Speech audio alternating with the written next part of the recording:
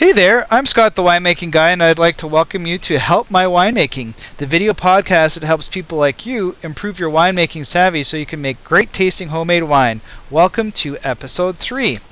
In today's show, we're going to cover a warning about building a wine cellar and 3 ways to truly enjoy your wine. So let's get to it. First, a warning about building a wine cellar. Well, last episode, if you're listening, you'll remember that we were talking about wine storage, and I mentioned one of our problems about bottling our wine is we just don't have space for the wine bottles afterwards. So this week I had resolved to change that, and so I was going to convert a closet in our basement, which is in the northwest corner, nice because it doesn't get as much sun as anywhere else in the house, into a basically wine storage. So here's all the stuff that was in it. I pulled it all out, and as you can see, our cat George here was helping me by sitting on one of the shelves that we were going to pull out. I had a great time building the shelves. Basically, I just got some old IKEA shelving, and I just added wood straps to it, cut them with the reciprocating saw, and just use a brad nailer, space them evenly, and it could fit each shelf.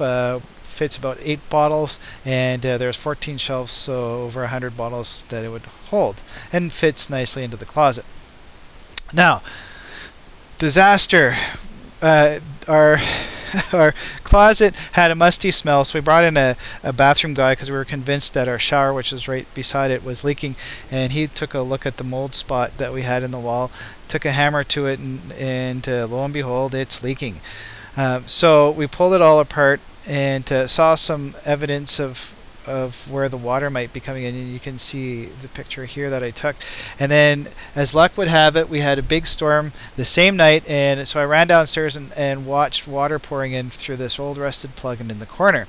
So we dried it all out, and now this weekend after I finish recording this podcast, I get to dig all of this up and dig all the roots out, because previous owners had planted trees beside it, and patch it up with a compound. So it's going to be lots of fun. Yeah, right. And I'm sure I'll update you down the road as how it goes. But I guess my warning to you is that if you do plan on converting an old closet in the basement and it's finished, that if there's a musty smell, or even if there isn't, that you open up the walls and have a look just to make sure that you don't have any trouble down the road, because you don't want to have to rip it spend all the money putting it together and then having to rip it up later when there's problems. So learn from my pain and suffering before you suffer the same consequences. Anyways, all right, let's spend the rest of the time talking about 3 ways to truly enjoy your wine. Now, this topic comes up because of 2 emails I received. One is from the Pirate.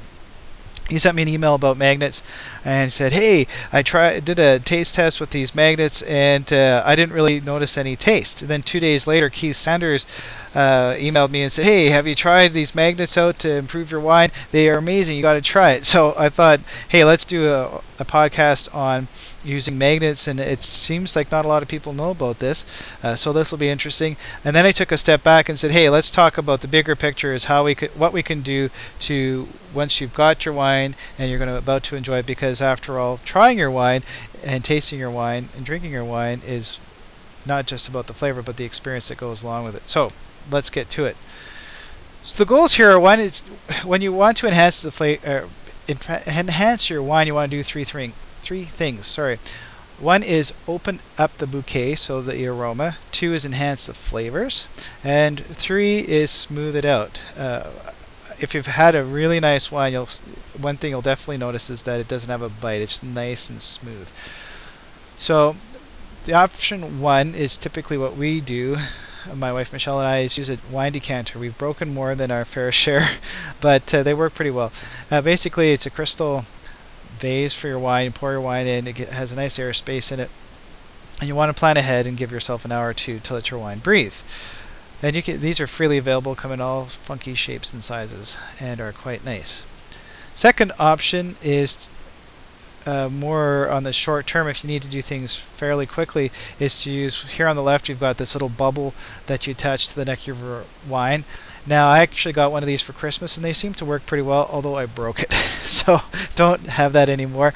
I've also seen people use these stainless steel, or I think they also come in glass, funnels where you can also stick a filter on top that'll catch any sediment that you have in the bottle, and then they just come out these holes here. You can also use this with a decanter as well.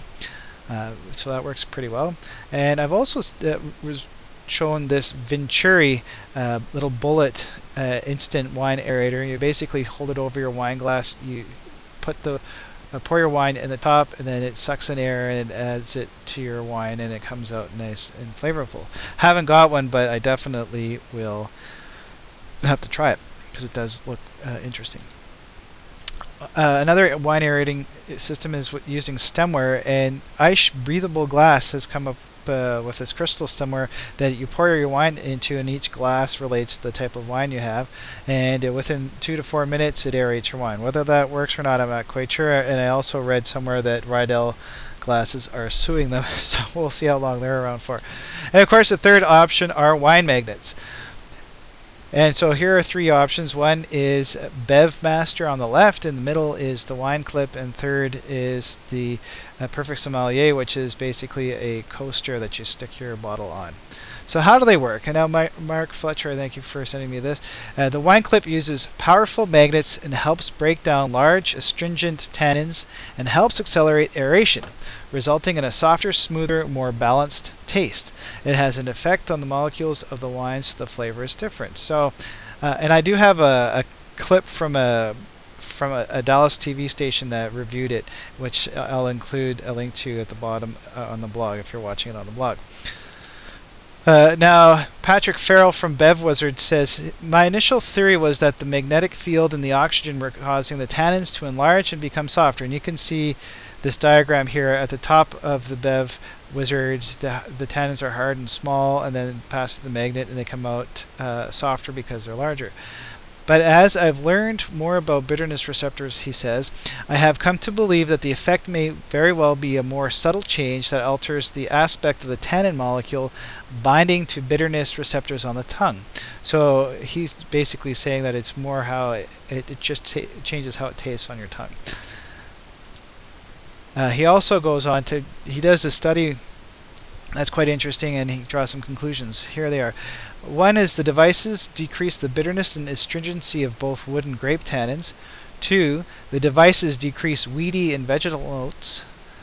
3, it doesn't help well-balanced aged wines. In fact, he says it might even negatively impact them.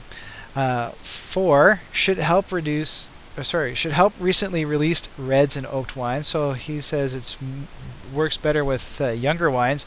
And finally, he believes that the magnetic field and oxygen act synergistically together to affect these changes.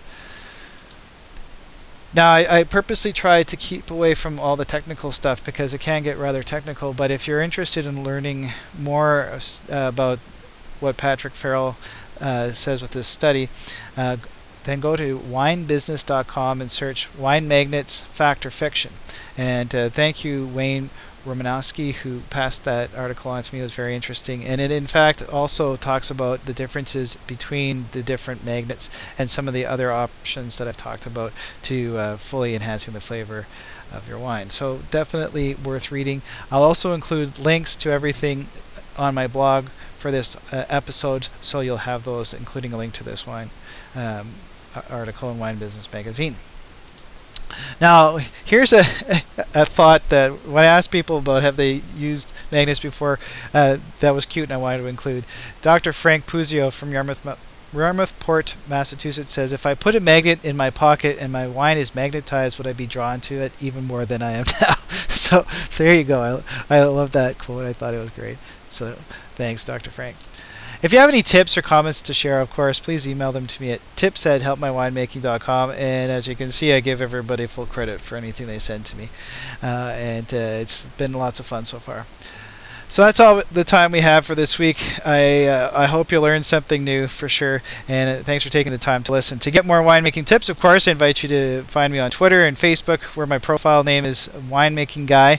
On Facebook, my page is fbook.me/winemaking guy, and of course, my blog is thewinemaking.guy.com. And if you haven't signed up for my free 5-part winemaking course already, I encourage you to do so, and subscribe to podcasts on iTunes as well. Thanks for taking the time. Talk to you later. Bye for now.